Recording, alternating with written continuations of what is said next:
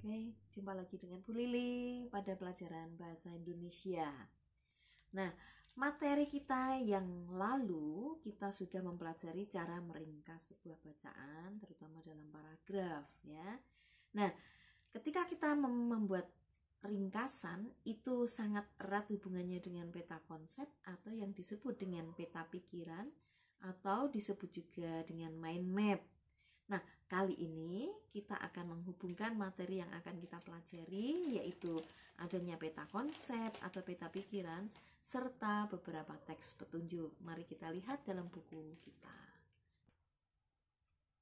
Nah, seperti kita lihat dalam buku kita, yaitu di halaman 5, di sini tertulis adanya peta konsep yang sudah pernah kita pelajari. Ini sebagai contoh, di sini peta konsep yaitu membicarakan tentang sumber energi.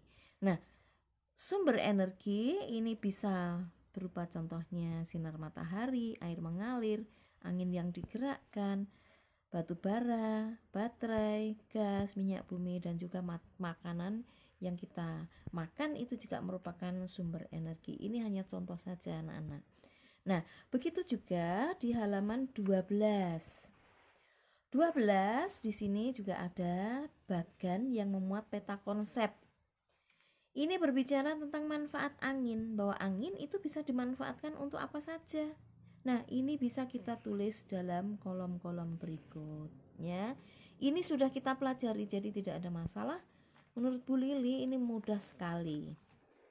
Nah, materi kita yang akan kita pelajari itu adalah di sampingnya nih. Nah, di sini terdapat cara membuat kincir angin. Kalau kita sudah berbicara tentang cara, maka kita harus berbicara juga tentang cara petunjuk penggunaan. Nah, ini ada materi berikutnya yaitu di halaman 16. Mari kita buka materi kita di halaman 16.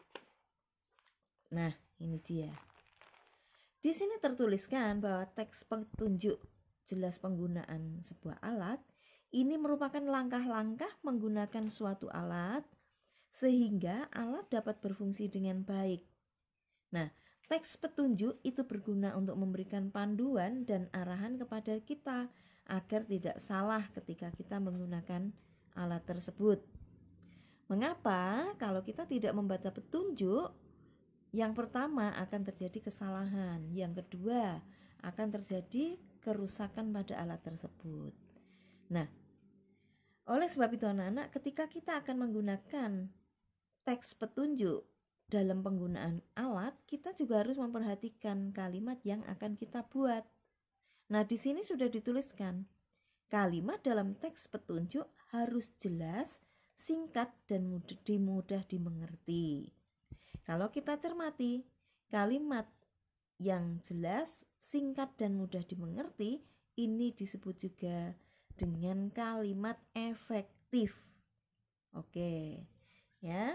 Nah, kalian harus belajar apa itu yang disebut dengan kalimat efektif, yaitu kalimat yang tidak menimbulkan arti ganda.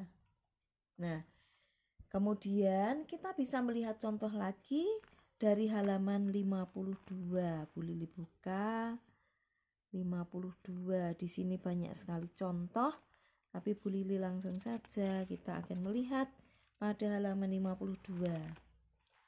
Oke, silahkan kita perhatikan di sini. Ya.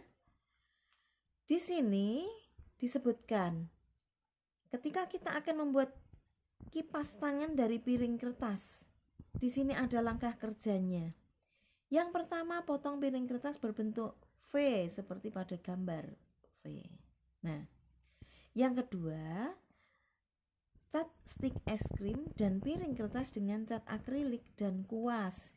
Nih, menggunakan cat akrilik.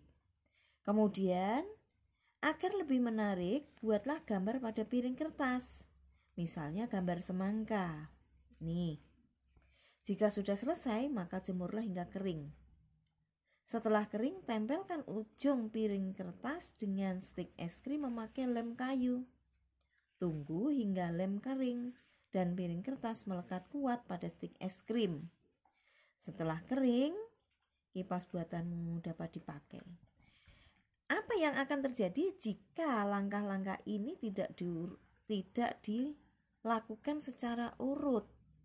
Maka nggak akan bisa, ya, nggak akan bisa kita gunakan. Nah, kita lebih cermati lagi dari halaman berikutnya, yaitu halaman 53. Di sini ada petunjuk pemakaian dan perawatan komputer. Nah, kita semua tahu karena kita semua sudah jelas sudah pernah memahami bagaimana kita menggunakan dan merawat komputer. Di sini sudah ada, mari kita baca bersama-sama, kita cermati.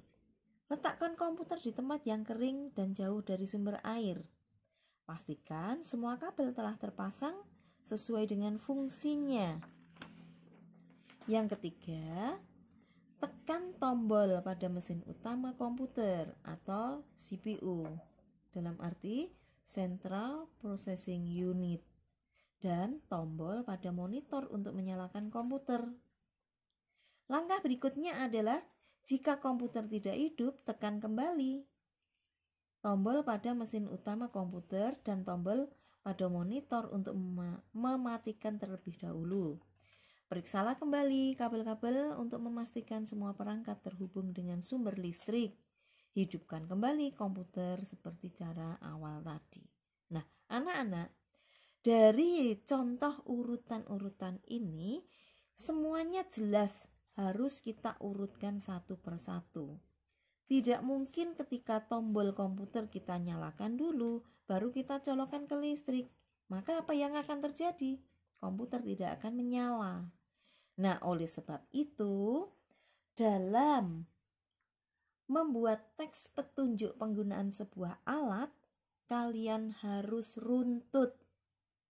Bukan hanya singkat, jelas, mudah dimengerti, tetapi yang paling penting itu adalah harus runtut. Oke anak-anak, banyak sekali contoh-contoh yang bisa kalian lihat dari buku tema 4B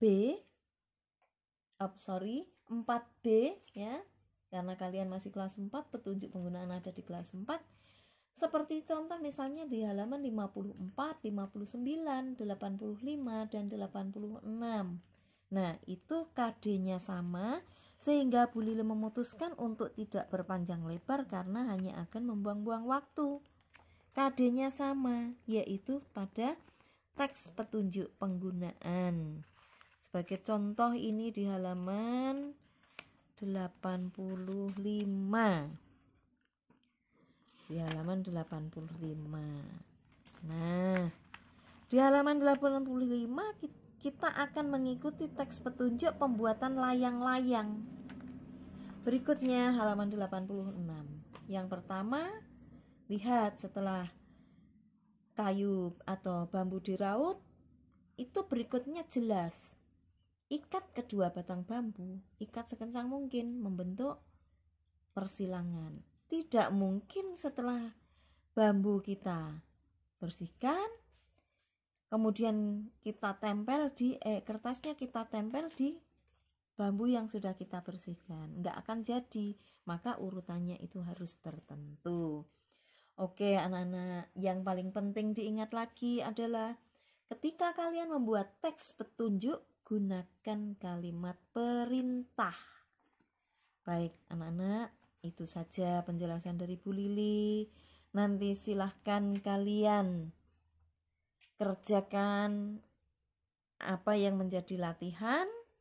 Sehabis kalian melihat video pembelajaran ini, akan ada petunjuk untuk mengerjakan tugas dan latihan. Baik, sampai ketemu. Semoga kalian tidak bosan-bosan mengulangi video-video yang dari guru-gurumu. Oke, terima kasih atas perhatiannya. Sampai jumpa.